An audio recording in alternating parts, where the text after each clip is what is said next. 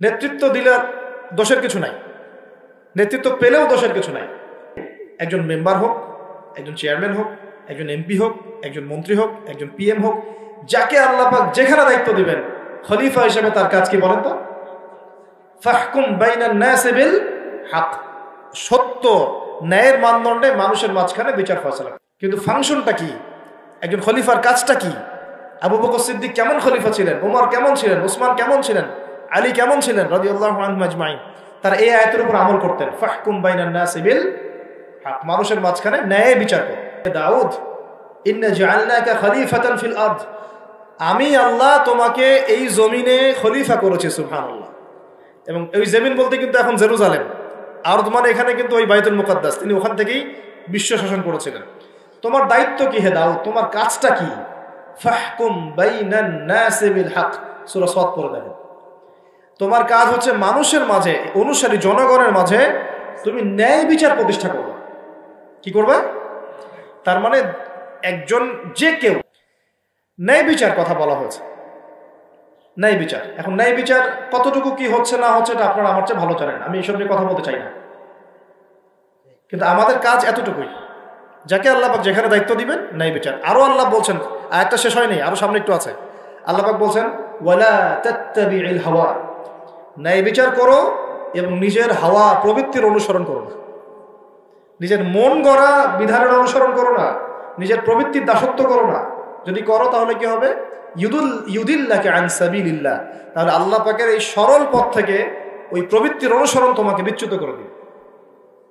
কার কথা এগুলা? আল্লাহর কথা। ইন্নাল্লাযীনা ইউদিল্লুনা আন সাবিলিল্লাহ, পরের আয়াত, নিশ্চয়ই যারা আল্লাহ পাকের সরল পথ থেকে বিচ্যুত হয়ে গেছে, লাহুম আযাবুন শাদীদ, তাদের জন্য কঠিন শাস্তি আছে। আযাবুন শাদীদ মানে কঠিন শাস্তি আছে। বিমা নাসু ইয়াউমাল হিসাব, এই কারণে যে তারা হিসাবের দিনটা ভুলে গিয়েছে। এই দুইটা আয়াত আমি শোনাই দিলাম আপনাকে। আল্লাহ পাক যাকে যেখানে দায়িত্ব দিবেন সব সময় এই দুইটা আয়াত মাথায় রাখবেন, যে আল্লাহ পাক আপনাকে দাউদ আলাইহিস সালামের মতো কাজ দিয়েছেন, আল্লাহ পাক আপনাকে আদম আলাইহিস সালামের মতো কাজ দিয়েছেন। যাকেই দেখ, X Y Z whoever he is, এটা আমাদের দেখার বিষয়। আমরা ধর্মতাত্ত্বিক দৃষ্টিকোণ থেকে শুধু মূলনীতিগুলো বলব। তাহলে এখানে খলিফার কাজ কি বুঝতে পারলাম?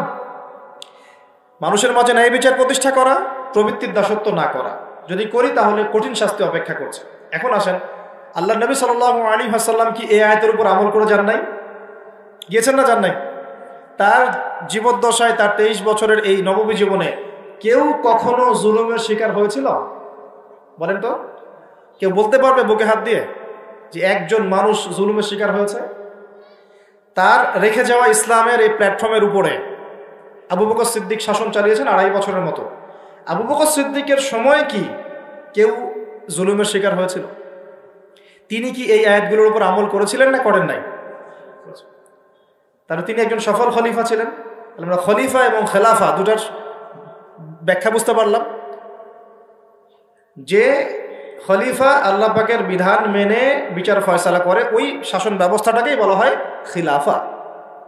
এটা নতুন কোনো মৌলবাদী শব্দ নয়, আমরা ভুল বুঝি, আমাদেরকে ভুল বোঝানো হয়।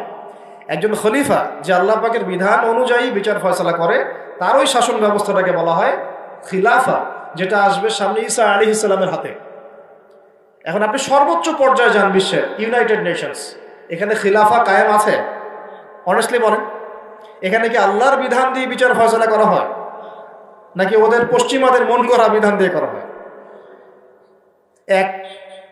100-200 কেন, একদিনে যদি 1000টা বাচ্চাকেও বোম মেরে হত্যা করে দেয়, তারপরে ওরা ইসরায়েলের পাশেই থাকবে, বলবে আমরা আমাদের বন্ধুর পাশে আছি। আমাদের যদি এর পরেও চোখ না খুলে, তাহলে নিশ্চিত আমরা ইন্টারনালি ব্লাইন্ড, আধ্যাত্মিকভাবে অন্ধ হয়ে গেছি। আর যারা অন্ধ তারাই তো অন্ধ দাজ্জালের অনুসরণ করবে। আমি জানি আমাদের উপরের লেভেলে যারা আছেন তারা এগুলো সব ভালো করেই বোঝেন, কিন্তু পরিবেশ পরিস্থিতির কারণে অনেক সময় তারা সত্য কথা বা সাহস করে অনেক কিছু বলতে পারেন না, কারণ তারা অবশ্যই বোঝেন তারা মুসলিম পরিবার থেকে এসেছেন। আমাকে বলেন, তাদের যে সিস্টেম, এই সিস্টেমের মধ্যে যে অর্থ ব্যবস্থাটা আছে, এটা সুদ ভিত্তিক না সুদ বিবর্জিত? তাহলে এটা কি আল্লাহ পাকের কোরআনের সাথে গাদ্দারি হয়নি? তাহলে ওর আন্ডারে থাকলে কি আমরা সত্যিকারের খেলাফা কায়েম করতে পারবো? সম্ভব না। ও যে মিডিয়াগুলো চালায়, এই মিডিয়াতে ও যা মানুষকে বোঝায় তাই। একজন মুসলমানকে যদি ও সন্ত্রাসী রূপে উপস্থাপন করে, সারা বিশ্ব বলে হ্যাঁ ও সন্ত্রাসী। একজন ব্যক্তি, আমি নাম মেনশন করছি না, গণহারে মানুষ হত্যা করেছে, তাকে শান্তিতে নোবেল পুরস্কার দেওয়া হয়েছে। এই হলো ওদের চরিত্র। Media, political system, banking system, ওদের প্রযুক্তি, এগুলো কোনটা মুসলমানের স্বার্থে? কোনোটা কি মুসলমানের স্বার্থে? সবগুলো করেছে ওদের স্বার্থে। ওখানে গিয়ে আমরা সর্বোচ্চ কি করতে পারি? আমরা হয়তো ওই যে ফিডেল ক্যাস্ট্রোর মতো একটা ভাষণ দিতে পারবো, অথবা ওই গাদ্দাফির মতো একটা ভাষণ দিতে পারবো। যারাই সেখানে দাঁড়িয়ে লম্বা লম্বা লেকচার দিয়েছে, গরম গরম বক্তব্য দিয়েছে, ওদের সবাইকে হয় মেরে দেওয়া হয়েছে, নাহলে ক্ষমতাচ্যুত করা হয়েছে। আমাদের চোখ কবে খুলবে? এটা একটা কুফরি শক্তি।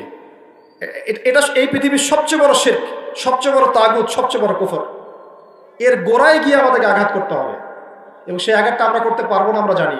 সেই আঘাতটা করবে ইমামুল মাহদী এবং ঈসা আলাইহিস সালাম।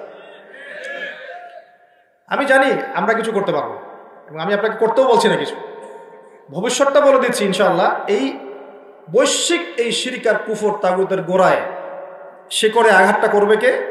ইমামুল মাহদী এবং ঈসা আলাইহিস সালাম। তারপরে আবার জেরুজালেম থেকে বিশ্ব শাসন হবে ইনশাআল্লাহ। তখন প্রত্যেকটা মুসলমানের হক অধিকার রক্ষা করা হবে। তখন মুসলমানরা এইভাবে মাথা নত করে বাঁচবে না, মাথা উঁচু করে বাঁচবে ইনশাআল্লাহ। এত সহজ যে মুসলিম বাচ্চাদেরকে বোম মেরে হত্যা করে ফেললো। আমি আপনাদেরকে দলিল দিলে রাত 2টা-3টা বেজে যাবে। একজন সাহাবীর হত্যার প্রতিশোধ নেওয়ার জন্য নবী সাল্লাল্লাহু আলাইহি ওয়াসাল্লাম 30,000 সৈন্যবাহিনী রেডি করে রোমানদের বিরুদ্ধে যুদ্ধ করতে পাঠিয়েছে। কয়জন সাহাবী? আবার একজন দিনী বোন, মুসলিম রমণী মহিলা সাহাবীর ইজ্জতের বিনিময়ে পুরা বনু কুরাইজার সাথে নবী যুদ্ধ করেছেন। নবী একজন রাষ্ট্রদূত পাঠিয়েছিলেন, খ্রিস্টানরা ওই রাষ্ট্রদূতকে হত্যা করেছিল। ওই একজন সাহাবীকে হত্যার প্রতিশোধ নেওয়ার জন্য আল্লাহ নবী সাল্লাল্লাহু আলাইহি ওয়াসাল্লাম মোতার যুদ্ধে চলে গিয়েছে। কি মনে করেছে মুসলমানদেরকে ওরা যা ইচ্ছা তাই করবে?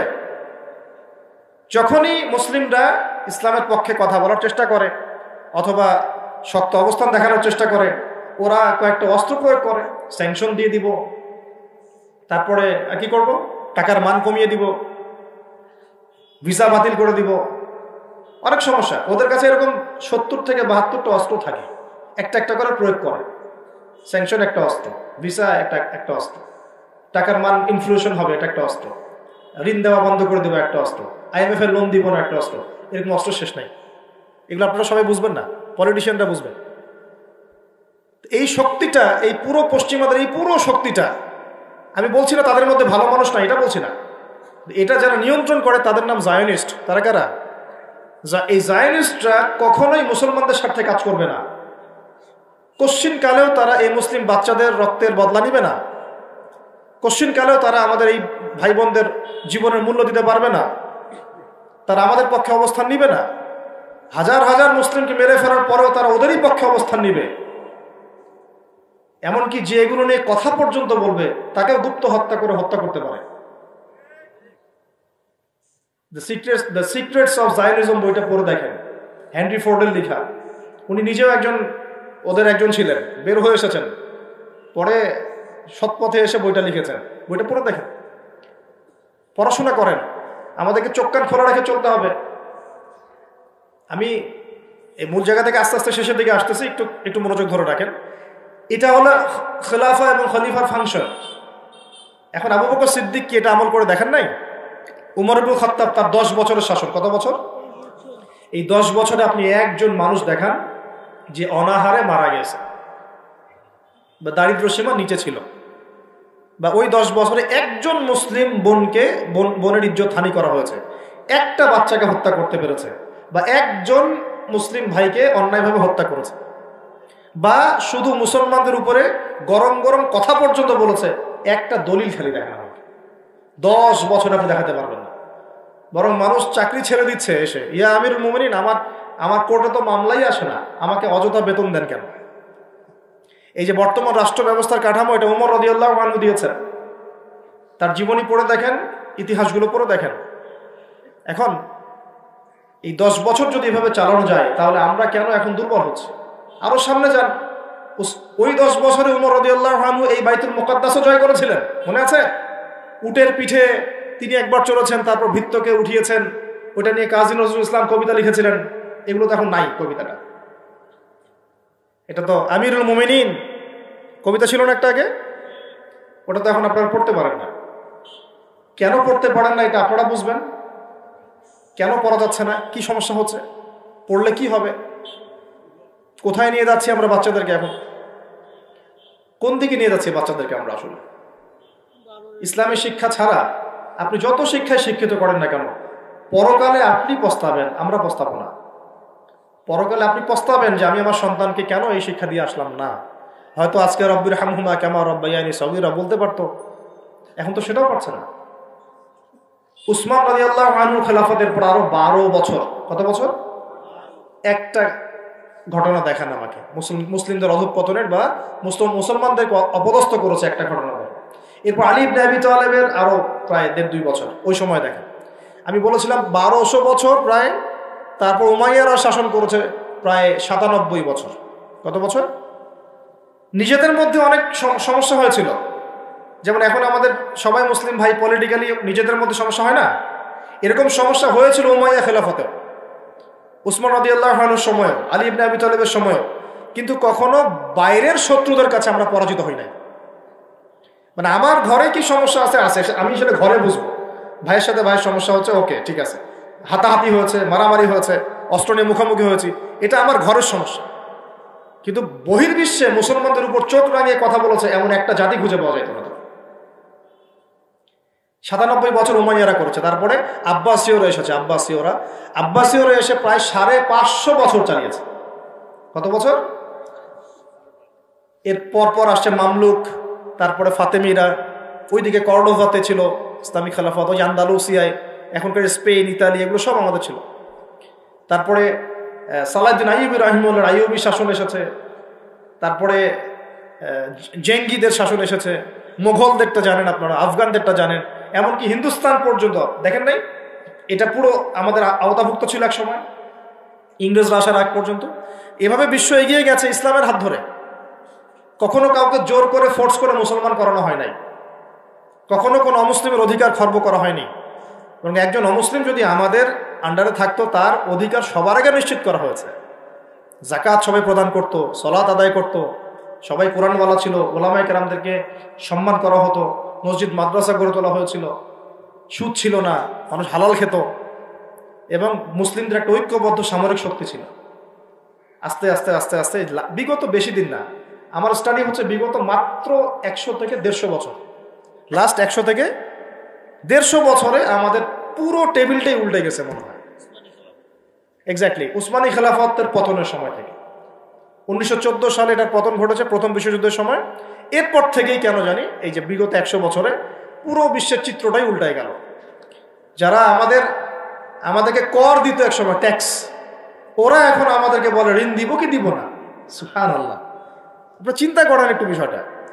যারা আমাদেরকে ট্যাক্স দিয়ে আমাদের জমিতে থাকতো, ওরা আমাদেরকে বলে লোন লাগলে অ্যাপ্লাই করতে হবে, শর্ত সাপেক্ষে দিতে পারে, তা আবার চড়া সুদে। ওরা বলে যে পলিটিক্যাল সিস্টেম আমাদের কেমন হবে, ও ইন্টারফেয়ার করতে চায়, ও এসে নাক গলাতে চায় যে তোমাদের রাষ্ট্র ব্যবস্থা কিভাবে চলবে। ওরা এসে এখন ঠিক করে দেয় যে আমাদের সংস্কৃতি কেমন হবে, আমাদের শিক্ষানীতি কেমন হবে, ইত্যাদি ইত্যাদি। যে জেরুজালেমে ঢোকার আগে ওদেরকে 10 বার চেকিং করতে হতো, ওখানে আমরা ত্রাণ পাঠাতে পারছি না। ওখানে আমরা মুসলমানরাই আমাদের ভাইকে ত্রাণ পাঠাতে পারছি না। নির্বিচারে মানুষ মারছে, কিন্তু আমরা গিয়ে প্রতিহত করতে পারছি না, আমরা ফোর্স পাঠাতে পারছি না। আপনি বিশ্বাস করেন বাংলাদেশে যারা উপর থেকে নিচু লেভেলে যে সেক্টরে মানুষরা আছেন, এদের মধ্যে বহু ইমানদার মানুষ আছে, বহু ইমানদার মানুষ আছে। পলিটিশিয়ানদের মধ্যে, র্যাবে, বিজিবিতে, আর্মিতে, আনসারে, প্রত্যেকটা জায়গায় এমন বহু মানুষ আছে যাদেরকে যদি আপনি পাঠাতেন যে যাও ওই জালেমদের বিরুদ্ধে অস্ত্র ধরো, দেখতেন ওরা বুক পেতে শহীদ হয়ে যেত। বহু মানুষ আমাদের দেশে আছে, ইমান আমরা লালন করি বলেই তো কথাগুলো বের হচ্ছে। আমাদের জায়গা, আমাদের জমি, আমাদের ভাই, আমাদের বোন, আমাদের বাচ্চাকে মেরে শেষ করে ফেললো, আমরা সামান্য প্রতিবাদটুকু করতে পারছি না। দাউদ আলাইহিস সালাম, কাকে? আচ্ছা, এবার একটু খলিফা কি এটা বুঝি, তারপরে সামনে যাই। আল্লাহ পাক বলছেন বিসমিল্লাহির রহমানির রহিম, ওয়া ইয ক্বালা রাব্বুকা লিল মালায়েকা ইন্নী জাঈলুন ফিল আরদি খলিফা। পড়েছেন তো সবাই? সমস্যা হচ্ছে আমরা সবাই কোরআন তো পড়ি কিন্তু হয়তো বুঝি না, বা এর উপযুক্ত ব্যাখ্যা আমাদের সামনে হয়তো পেশ করা হয় না, কারণ আমরা তো বেশিরভাগ সময় একে অপরের গোশত খাওয়া নিয়ে ব্যস্ত আছি আর কি, তাই না? এবং এটাকে আমরা কি বলবো, যে ভালো কাজ মনে করি, হকের পথ মনে করি।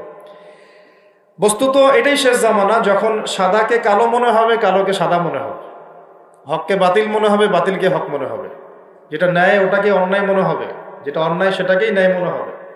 নবী সাল্লাল্লাহু আলাইহি ওয়াসাল্লাম বলে গিয়েছেন, আনতালিদা লামাতু রাব্বাতুহা, শেষ জামানায় দাসী তার মনিবকে জন্ম দিবে, দাসী তার মনিবকে জন্ম দিবে, কখনো দাসী তার মনিবকে জন্ম দেয় না। মানে ন্যায় অন্যায়, হক বাতিল, সত্য মিথ্যা, এগুলোর মানদণ্ড উল্টে যাবে। ন্যায় হবে অন্যায়, অন্যায় হবে ন্যায়, হক হবে বাতিল, বাতিল হবে হক, যেটা সত্য সেটাই মিথ্যা মনে হবে, যেটা মিথ্যা সেটাই সত্য মনে হবে, যেটা অন্ধকার সেটাকে আলো মনে হবে, যেটা আলো সেটাকে অন্ধকার মনে হবে। আনতালিদা লামাতু রাব্বাতুহা, হালালকে মানুষ হারাম করবে, হারামকে হালাল করবে।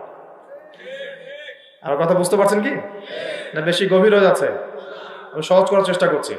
এখন আসেন, আল্লাহ পাক বলছেন, ওয়া ইয ক্বালা রাব্বুকা লিল মালায়েকা, হে নবী মুহাম্মদ বলেন সাল্লাল্লাহু আলাইহি ওয়াসাল্লাম, স্মরণ করেন সেই সময়ের কথা।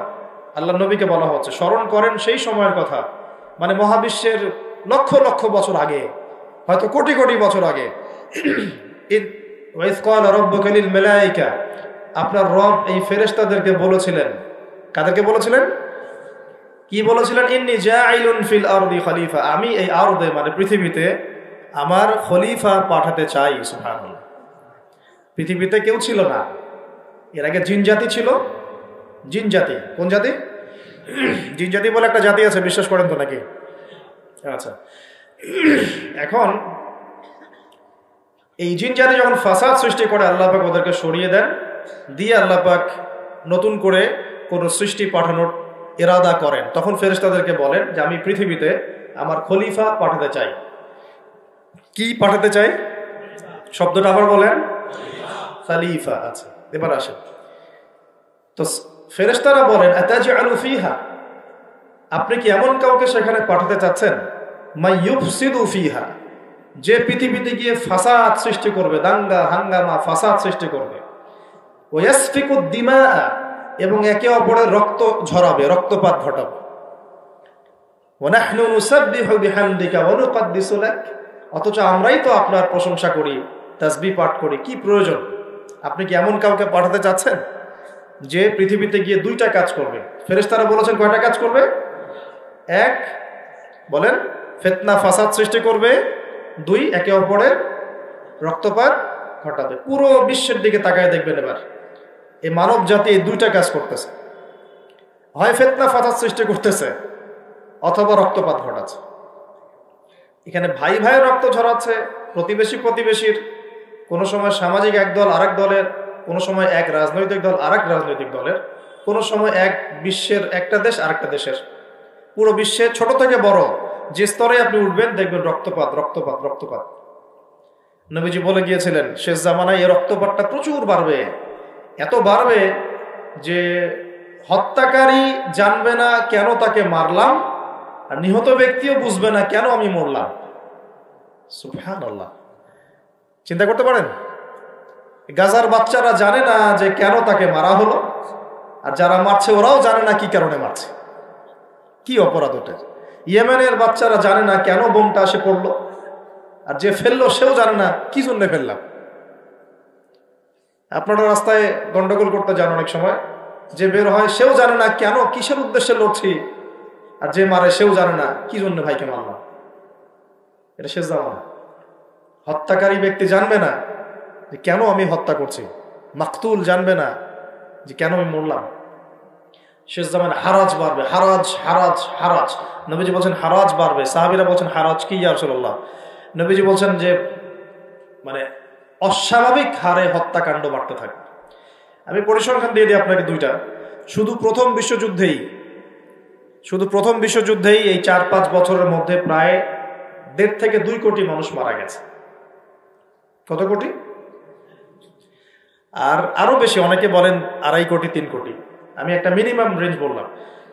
আর দ্বিতীয় বিশ্বযুদ্ধে মারা গেছে প্রায় 6 থেকে 7 কোটি। 6 থেকে 7 কোটি। শুধু আমেরিকার একটা পারমাণবিক বোমা যেটা জাপানে পড়েছে হিরোশিমায়, ওতেই লক্ষ লক্ষ লোক মারা গেছে। এখন পর্যন্ত ওদের যে বংশ পরম্পরা, ওই যে পারমাণবিক বোমার যে প্রভাব, এটা এখন পর্যন্ত আছে। আর নাগাসাকিতে যেটা পড়েছে দ্বিতীয় বোমা, ওটার নাম ছিল ফ্যাটম্যান, আর প্রথমটার নাম ছিল লিটল বয়। এগুলো অনেক আগের বোম। আর এখনকার পারমাণবিক বোমগুলো কত শক্তিশালী এটা বলার অপেক্ষা রাখে না। একটা পুরো দেশকে এক মুহূর্তে উড়াই দিতে পারে। বাংলাদেশের মতো একটা ছোট্ট দেশ, এরকম ছোট্ট একটা দেশকে একটা বোমা দিয়ে উড়িয়ে দেওয়া সম্ভব। ইংল্যান্ডের মতো একটা দেশকে একটা রাশিয়ান হাইপারসনিক ক্ষেপণাস্ত্র দিয়ে উড়িয়ে দেওয়া সম্ভব। আর এখনকার সমরবিদ্যা নিয়ে যারা ঘাটাঘাটি করেন, তারা এটা আশঙ্কা করছেন যে প্রথম বিশ্বযুদ্ধের মতো, দ্বিতীয় বিশ্বযুদ্ধের মতো আরো একটা তৃতীয় বিশ্বযুদ্ধ হয়তোবা বিশ্ববাসী দেখতে যাচ্ছে। হয়তোবা, আল্লাহ ভালো জানেন, আমরা তো গ্যারান্টি দিয়ে বলতে পারবো না, কিন্তু পরিস্থিতি ওইরকমই মনে হচ্ছে।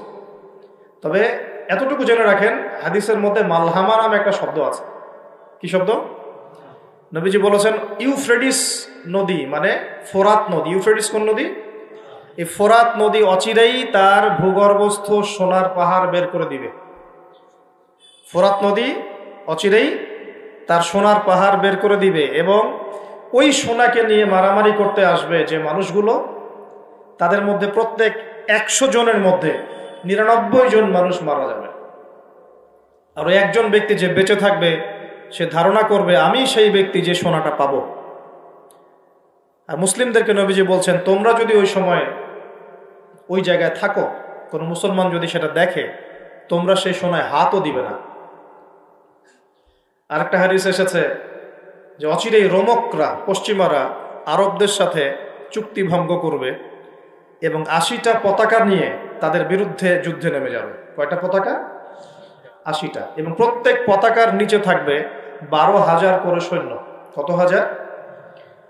একটা যুদ্ধে এত বেশি 99% মানুষ মারা যাওয়াটা স্বাভাবিক না, এটা অস্বাভাবিক। ঢাল তলোয়ার AK-47 যুদ্ধে এমনটা হবে না বা হয় না। হয়তো এমন কোন অস্ত্র সেখানে প্রয়োগ করা হতে পারে, এটা আমাদের ধারণা, আল্লাহ ভালো জানেন, যেই অস্ত্রগুলো দিয়ে অল্প সময়ে বেশি বেশি মানুষ মেরে ফেলা সম্ভব। ঠিক যেমন এখনকার নিউক্লিয়ার ওয়েপেন্স বা থার্মোনিউক্লিয়ার ওয়েপেন্স হতে পারে, আল্লাহ ভালো জানেন। তো বিশ্ববাসী এরকম একটা মালহামা দেখার অপেক্ষায় আছে। এই মালহামার পরেই আসবেন ইমামুল মাহদি। ইমামুল মাহদির পরে আসবে ঈসা ইবনে মারিয়াম। ঈসা ইবনে মারিয়ামের পরে আসছে ইসলামিক খেলাফত। ওই খেলাফত থেকে খলিফা, এই শব্দটা নিয়ে কথা বলছি আমি আবু বকর সিদ্দিকে ছিলাম রাদিয়াল্লাহু আনহু। ফেরেশতারা বলছেন, আপনি কি এমন কাউকে পৃথিবীতে পাঠাতে চান গিয়ে রক্তপাত ঘটাবে অথবা ফাসাদ সৃষ্টি করবে? যেটা বললাম, এখনকার বিশ্বে দুটোই আমাদের কাজ। তো আল্লাহ পাক বলছেন, ইন্নী আ'লামু মা লা তা'লামুন, ইন্নী আ'লামু মা লা তা'লামুন, দেখো আমি যা জানি তোমরা সেটা জানো না। মানে আমার কিছু শুকরগুজার বান্দা থাকবে যারা এরকম ফিতনা ফাসাদ করবে না এবং রক্তপাত ঘটাবে না। তাদের জন্যই আমি প্রস্তুত করেছি জান্নাতুল ফিরদাউস। সুবহানাল্লাহ। তো এখন ফেরেশতাদের মতামত আপনারা শুনলেন, আল্লাহ পাকের কথাও শুনলেন। এখন আল্লাহ রাব্বুল আলামিন তার খলিফা হিসেবে সৃষ্টি করলেন তার নিজ হাতে আদম আলাইহিস সালামকে। সুবহানাল্লাহ। প্রথম মানবকে, তিনি নবীও হলেন, তিনি প্রথম মানব এবং তিনি খলিফা। এখন আদম আলাইহিস সালামকে তার স্ত্রী সহ জান্নাতে থাকতে দেয়া হলো। এই ঘটনা আপনারা জানেন। ইবলিস এসে প্ররোচিত করলো। তার আগে ইবলিসকে বলা হয়েছিল সেজদা করো, সবাই সেজদা করলো, ইবলিস করলো না। মনে আছে? এটা তো আপনারা জানেন। ওইদিকে আমি আর ওই জন্য সময় নষ্ট করছি না। ইবলিস সেজদা না করে কাফের হয়ে গেল। আর আদম আলাইহিস সালাম এবং হাওয়া আলাইহিস সালামকে জান্নাতে থাকতে দেয়া হলো। বলা হলো যে এখানে থাকো, কিন্তু ওয়ালা তাকরাবা হাদিহিশ শাজারা, এই গাছের কাছেও যাবে না। ইবলিস ফুসলিয়ে ফাসলিয়ে তাদেরকে গাছের কাছে নিয়ে গেল, যেভাবে আমাদেরকে ফুসলিয়ে পাপের দিকে নিয়ে আসে ঠিক এভাবেই। ঠিক আছে, এখন আমাদের পিতামাতা একটা ভুল করে ফেললেন। মানুষ মাত্রই কি হবে? আমাদের পিতামাতা ভুল করে ফেললেন। এটাই তো হাদিসের ব্যাখ্যা যে কুল্লু বনি আদম খাত্তা, প্রত্যেকটা বনু আদমেরই কি আছে? ভুল আছে। খয়রুল খাত্তাইন আত-তাওয়াবিন, যারা তওবা করে তারা হচ্ছে উত্তম ভুলকারী। তো আমাদের পিতা কিন্তু ভুলের উপর অটল থাকলেন না। ইবলিস যেমন তার মতে অটল থাকলো যে আমি সেজদা করি নাই তো কি হয়েছে, খলাকতানি মিন নার ওয়া খলাকতাহু মিন তিন, আমাকে সৃষ্টি করেছেন আপনি আগুন দিয়ে, ওকে সৃষ্টি করেছেন মাটি দিয়ে। এটা ইবলিসের চরিত্র। যে ভুলের উপর অটল থাকে, সংশোধন করে না, সে ইবলিসের অনুসারী। কথা বুঝতে পারছেন? ইবলিস কি এখানে সঠিক ছিল? নাউজুবিল্লাহ, কখনোই না। আল্লাহ পাক তাকে আদেশ করেছেন, আদম কিসের তৈরি সেটা তো দেখার দরকার নাই। আল্লাহ পাক আদেশ করেছেন, বাস তোমাকে সাজদা করতে হবে। এখন আমরা যেমন আল্লাহ পাকের আদেশের সামনে অনেক সময় এরকম দলিল উপস্থাপন করি, এটা কেন করব, এটা কেন করব, তাই না? পর্দা কেন করব, নামাজ কেন করব, যাকাত কেন দেওয়া লাগবে, এগুলি ইবলিসের চরিত্র। আর ইবলিস চ্যালেঞ্জ করলো আল্লাহকে, আল্লাহ পাক তাকে বের করে দিলেন, ফাখরুজ মিনহা ফাইন্নাকা রাজিম, এখান থেকে বের হও, তুমি অভিশপ্ত। ওয়া ইন্না আলাইকা লা'নাতা ইলা ইয়াউমিদ্দিন, কিয়ামত পর্যন্ত তোমার উপর লানত, অভিশাপ।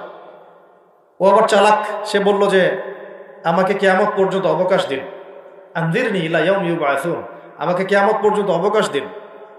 আল্লাহ পাক বলেন ইন্নাকা মিনাল মুনযারিন, যাও তুমি অবকাশ প্রাপ্তদের অন্তর্ভুক্ত একজন, ছেড়ে দিলাম তোমাকে, কিয়ামত পর্যন্ত হায়াত দেওয়া হবে। এবার সে বলছে ফাবিমা আগাওয়াইতানি, হে আল্লাহ, যে আদমের জন্য আপনি আমাকে বের করে দিলেন, আমি চ্যালেঞ্জ করছি। এবার ইবলিসের চ্যালেঞ্জটাও মাথায় লিখে রাখেন, মাথায় লিখে রাখেন। ইবলিস বলছে ফাবিমা আগাওয়াইতানি লাআকউদান্না লাহুম সিরাতাকাল মুস্তাকিম, যার জন্য আপনি আমাকে এখান থেকে বের করে দিলেন, আমি তার সরল পথে ওত পেতে বসে থাকবো। কিভাবে বসে থাকবো? ওত পেতে। সুম্মা লাআতিয়ান্নাহুম মিন বাইনি আইদিহিম ওয়া মিন খালফিহিম ওয়া আন আইমানিহিম ওয়া আন শামাইলিহিম ওয়া লা তাজিদু আকসারাহুম শাকিরিন, আমি তাদের ডান দিক থেকে আসব, বাম দিক থেকে আসব, সামন থেকে আসব, পিছন থেকে আসব, আপনি বেশিরভাগ আদম সন্তানকে শুকরগুজার পাবেন না। কে বললো এটা? ইবলিসের এই কথা সত্য না মিথ্যা বলেন তো? এখন সত্য হয় নাই? কিভাবে সত্য সেটা আরেকটা হাদিস থেকে দেখেন দলিল। আমি আর গভীরে ঢুকে যাচ্ছি। কিয়ামতের মাঠে আদম আলাইহিস সালাম, এই আদম আলাইহিস সালামই যখন উঠবেন, আদম আলাইহিস সালামকে আল্লাহ পাক ডেকে বলবেন তোমার সন্তানদের মধ্য থেকে জাহান্নামী জান্নাতি আলাদা করে দাও তো তুমি। তো আদম আলাইহিস সালাম বলবেন ইয়া আল্লাহ, কতজন জান্নাতি, কতজন জাহান্নামী? আল্লাহ পাক বলবেন প্রত্যেক 1000-999 জনকে জাহান্নামের জন্য আলাদা করে দাও। বলেন নাউজুবিল্লাহ। এই হাদিসটা শোনার পরে সাহাবায়ে কেরাম রাদিয়াল্লাহু আনহুম খুব বিচলিত হয়ে পড়ল। তখন নবী সাল্লাল্লাহু আলাইহি ওয়াসাল্লাম আশ্বস্ত করলেন যে ওই যে 1% জান্নাতি দেখা যাচ্ছে, এগুলো উম্মতে মুহাম্মাদের মধ্যেই বেশি হবে ইনশাআল্লাহ। তবে কোন উম্মতে মুহাম্মাদে যে নামাজ পড়ে না, রোজা রাখে না, যাকাত দেয় না, শরীয়তের বিধিবিধানের কোনো পরোয়া করে না, কোরআনটা পর্যন্ত তেলাওয়াত করতে চাচ্ছে না, সেই উম্মতে মুহাম্মাদি কথা বলা হচ্ছে কি? নাকি যারা নিজেদের জান মাল সময় শ্রম সবকিছু ঢেলে দিয়ে দিনের জন্য নিজেকে নিবেদিত প্রাণ করে, কাদের কথা বলা হচ্ছে? এটা আপনারা নিজেরাই বোঝেন, এটা তো আমার বোঝানোর দরকার নেই। এখন বুঝেন তাহলে পার্সেন্টেজটা কত হবে। তো ইবলিসের কথা তাহলে সত্য হলো। ইবলিস কি বললো? ওয়ালা তাজিদু আকসারাহুম শাকিরিন, বেশিরভাগকে আপনি শুকরগুজার পাবেন না। আল্লাহ পাক নিজেও এই কথা বলেছেন সূরা সদের মধ্যেই, ওয়া কালিলুম মিন ইবাদিয়াশ শাকুর, আমার শুকরগুজার বান্দা খুব কম হবে। অন্য একটা জায়গাতেও আছে। তো এখন আল্লাহ রাব্বুল আলামিন আদম আলাইহিস সালাম আর হাওয়া আলাইহিস সালামকে জান্নাতে রাখলেন। তারা যে ফল খেয়ে ভুল করে ফেললেন, আল্লাহ পাক তখন তাদেরকে সাথে সাথেই বের করে দেন নাই, সাথে সাথে বের করে দেন নাই, বরং ফাতালাক্কা আদামু মির রাব্বিহি কালিমাত, আদম আলাইহিস সালাম আল্লাহর কাছ থেকে কিছু কালিমা বা বাক্য শিখে নিলেন। সুবহানাল্লাহ। ফাতাবা আলাইহি, ওই কালিমা ওই বাক্য দিয়ে আল্লাহ আদম আলাইহিস সালাম তওবা করলেন। ওই কালিমা ওই বাক্য দিয়ে আল্লাহ পাক আদম আলাইহিস সালাম কি করলেন? আবার বলছি, একটু পিছনে যান। ওই কালিমা ওই বাক্য দিয়ে আদম আলাইহিস সালাম কি করলেন? তওবা করলেন। আবার বলছি, ফাতালাক্কা আদামু মির রাব্বিহি কালিমাত, আদম আলাইহিস সালাম তার রবের কাছ থেকে কিছু কালিমা শিখে নিলেন। ফাতাবা আলাইহি, ওই কালিমা দিয়ে আল্লাহ রাব্বুল আলামিনের কাছে তিনি তওবা করলেন। ইন্নাহু হুয়াত তাওয়াবুর রহিম, এবং আল্লাহ পাক তওবা কবুল করে তাকে মাফ করে দিলেন। ওই বাক্যটা কি ছিল সেটা একটু শুনি। ওই বাক্যটা ছিল রব্বানা, আমার সাথে বলেন, রব্বানা যালামনা আনফুসানা ওয়া ইল্লাম তাগফির লানা ওয়া তারহামনা লানাকুনান্না মিনাল খাসিরিন। মানে অর্থ হচ্ছে, হে আমাদের রব, রব্বানা যালামনা আনফুসানা, আমরা নিজেদের নফসের উপর জুলুম করেছি, ওয়া ইল্লাম তাগফির লানা, আপনি যদি আমাদেরকে মাফ না করেন, ওয়া তারহামনা, আমাদের উপর রহম না করেন, লানাকুনান্না মিনাল খাসিরিন, আমরা অবশ্যই ক্ষতিগ্রস্তদের অন্তর্ভুক্ত হয়ে যাব।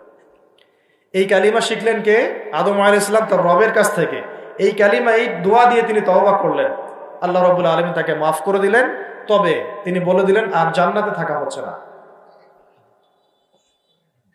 কুল নাহবিতু মিনহা জামিআ, আল্লাহ বলছেন তোমরা এখন সবাই পৃথিবীতে নেমে যাও।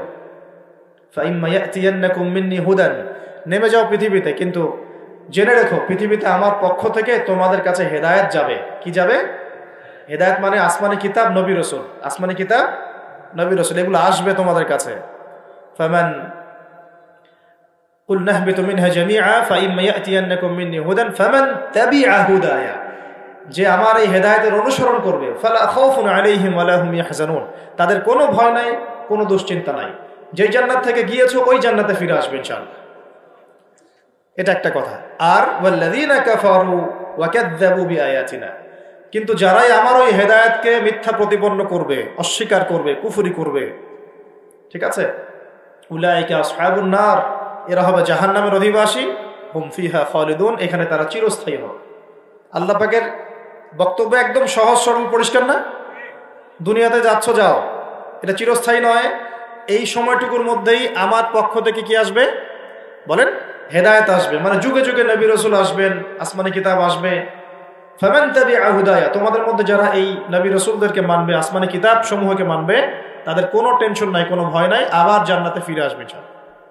আর যারা নবী রাসূলকে মানবে না, আসমানি কিতাবের পরোয়া করবে না, নিজের প্রবৃত্তির দাসত্ব করবে, উলাইকা আসহাবুন নার, তারা জাহান্নামে যাবে, সেখানে চিরস্থায়ী হবে। হিসাব কি সহজ না কঠিন? একদম সহজ কথা আল্লাহ পাকের। এবার এই যে সিলসিলা শুরু হলো পৃথিবীতে, এখন আদম আলাইহিস সালামকে আল্লাহ পাক কি বলেছেন? কি শব্দটা বলেছিলাম? খলিফা। এবার আদম আলাইহিস সালাম পৃথিবীতে এসে কি আবারও নতুন করে কোনো ভুল করেছিলেন? বলেন তো দেখি। উত্তর না, করেন নাই। মানে কান্নাকাটি করতে করতেই বছরের পর বছর চলে গেছে, শুধু কাঁদতে কাঁদতেই বছরের পর বছর চলে গেছে। প্রতিবাদ করার প্ল্যাটফর্মটা কোথায়? জাতিসংঘে যেতে হবে। জাতিসংঘে গিয়ে প্রতিবাদ করে লাভটা কি হবে? ও বলবে যে আমি তার পাশে আছি, সবশেষে ও 2-3টা মিত্র বানায় নেবে। বাংলাদেশের মতো ছোট একটা দেশ যে পরিমাণ সাহস দেখিয়েছে, ওখানে আরবের বড় বড় মুসলিম রাষ্ট্রগুলো সেই সাহস দেখাতে পারে না। কিসের ওয়াইসি নাটক, সার্কাস মনে হয় এগুলাকে। 110-20 জন বসবে, খ্যাপসা খাবে, খ্যাপসা আর ওই যে কি ফাহাম, এগুলো খাবে বসে বসে, কোকাকোলা পান করবে, কোকাকোলা, স্প্রাইট। শেষমেশ সবাই মিলে একটা সিদ্ধান্তে আসলো যে নিন্দা জানানো দরকার, নিন্দা জানাই। কেন নিন্দা জানাই? আরবের জনগণ তো খেপে যাবে, জনগণ তো ইমানদার, জনগণ বলবে যে আপনারা কিছু করেন না কেন, ওদেরকে দেখানোর জন্য মিটিংটা আয়োজন করবে। আজ পর্যন্ত কি পদক্ষেপটা নিয়েছে? 15,000 মানুষের জীবনের মূল্য কি এই 1500 টাকার ত্রাণে চলে যাবে? এত ত্রাণ দিলেই হয়ে যাবে? কেউ কেউ তো বর্ডার পর্যন্ত বন্ধ করে রেখে দিচ্ছে যে এখানে আসতেও দিব না। এই হিস্ট্রি 1-2 দিনের না, আমি এক মিনিটে বলতে পারবো না। আপনারা ডক্টর রাগিব সারজানি এবং ডক্টর আলী মোহাম্মদ সাল্লাভি, তাদের ইতিহাসের বইগুলো পড়েন। ফিলিস্তিন নিয়ে বহু কিতাব আছে।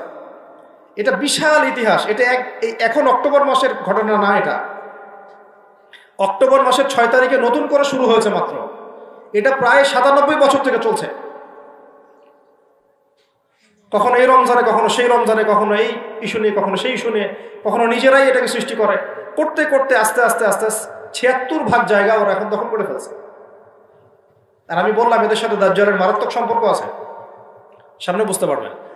তো এটা 1-2 দিনের ইতিহাস নয়। আর এই প্রতিহতটা মানুষ আজকে নতুন করে করছে এমন নয়, প্রতিহত করেছে অনেকেই, অনেক সংগঠন এখানে প্রতিহত করে করে করে করে চলে গেছে, এখন না হয় আপনি হামাসকে দেখতে পাচ্ছেন, আগে তো সে ছিল না। ইন্তেফাদার আগে তো সে ছিলই না। নতুন করে তাকে প্রথম শুরু করেছিল ইখওয়ানুল মুসলিমিন। তার আগেও ওই যে কাসসাম ব্রিগেড, আপনার নাম শুনেছেন, ইজউদ্দিন কাসসাম, উনি প্রথম শুরু করেছিলেন 1935 সালের দিকে।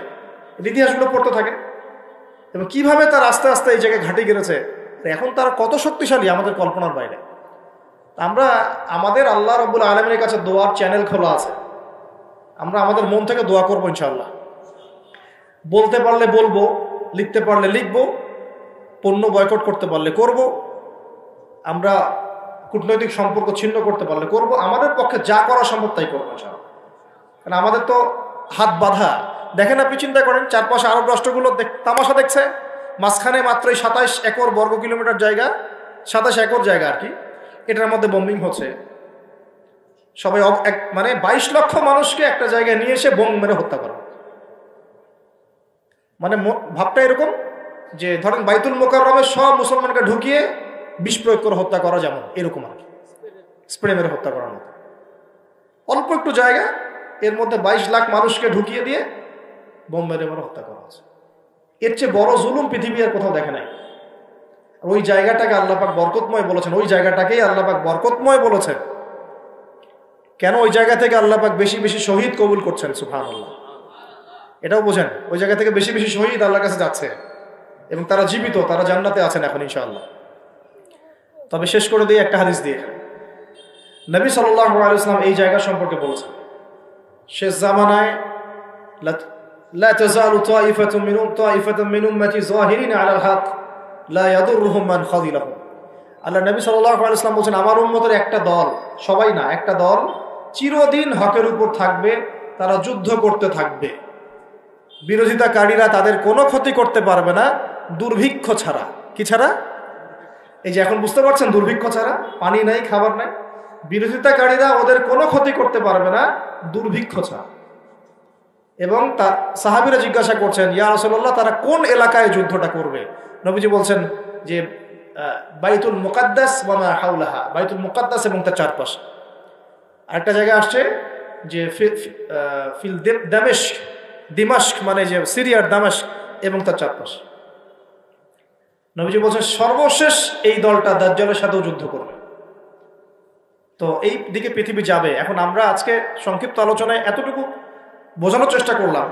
দেখুন, আমরা পৃথিবীতে এমনি এমনি আসি নাই, আল্লাহ পাকের খলিফা হয়ে এসেছে। আল্লাহ পাকের খলিফার কাজ নিজে আল্লাহ পাকের বিধান মেনে চলা, তারপরে সবার আগে আমার পরিবারকে মানানোর চেষ্টা করানো। যদি পরিবার মানে আলহামদুলিল্লাহ, যদি না মানে দাওয়াত দেয়াই আমার কাজ, এতটুকু পর্যন্ত। আর যদি আমার সন্তান হয় তাহলে তাকে আমি ফোর্স করতে পারি, চাপ দিতে পারি, কিন্তু আমি আমার পিতাকে তো চাপ দিতে পারবো না, আমার মাকে আমি চাপ দিতে পারবো না, দাওয়াত দিতে পারবো। আমার স্ত্রী সন্তানদেরকে আমি চাপ দিতে পারবো। তো খলিফা নিজেও হব, নিজের পরিবারের মধ্যেও সেই খলিফার সুন্নতগুলো থাকবে। তারপরে আমি আমার সাধ্যমতো সমাজে এটার প্রচার প্রসার ঘটাবো। আল্লাহ পাক যদি কবুল করেন, বড় পরিসরেও খিলাফা কায়েম হবে ইনশাআল্লাহ। আর আল্লাহ পাক যাকে যেখানে দায়িত্ব দিবেন তার মনে রাখা উচিত হবে তিনি হচ্ছেন এই পৃথিবীতে আদম আলাইহিস সালামের সন্তান। তিনি এই পৃথিবীতে ওই দাউদ আলাইহিস সালামের রোল প্লে করছেন। এরপরে তার সাধ্য অনুযায়ী সে ইসলাম কেন্দ্রিক সমাজ গঠনের চেষ্টা করবে। যদি না পারে বা প্রতিবন্ধকতা থাকে, ওজোর আপত্তি আল্লাহর কাছে পেশ করবে। আর যদি একেবারেই অস্বীকার করে, কুফরি করে, তাহলে তার শাস্তি আল্লাহ পাক তাকে দিবেন। আর সর্বশেষ কথা হলো, এই খিলাফার বদৌলতেই 4 খলিফার যুগ থেকে, এই যে আমি আপনাকে 1914 সাল পর্যন্ত দেখালাম, এই মুসলিম বিশ্ব দাপটের সাথে মাথা উঁচু করে বেঁচেছিল। আর বিগত 100 বছরে যখন এগুলো আস্তে আস্তে উঠে গেছে, ড্যামলিশ হয়েছে, তখন আস্তে আস্তে পুরো টেবিলটাই উঠে গেছে। এখন সত্যি কথা বলতে, পুরো ওয়ার্ল্ডের যত বড় বড় অস্ত্রশস্ত্র সেগুলো ওদের হাতে। ওটার দাপট আপনাকে ভয় দেখায়, ওটা সবচেয়ে বড় পাওয়ার। তারপরে প্রযুক্তিগুলো ওর হাতে, মিডিয়াগুলো ওর হাতে, ওদের হাতে, অর্থনৈতিক সিস্টেম, সুদভিত্তিক ব্যাংকিং সিস্টেম ওদের হাতে। যতগুলোর নাম বলে না, federal reserve, IMF, world bank, সব ওদের। তো এখন এই অবস্থাতে বিশ্বটা চলছে। এটা কি চিরস্থায়ী হবে? উত্তর হচ্ছে না, এটা চিরস্থায়ী হবে না। আজকে হোক আর কালকে হোক আর 100 বছর পরেই হোক, এটা চিরস্থায়ী হচ্ছে না ইনশাআল্লাহ।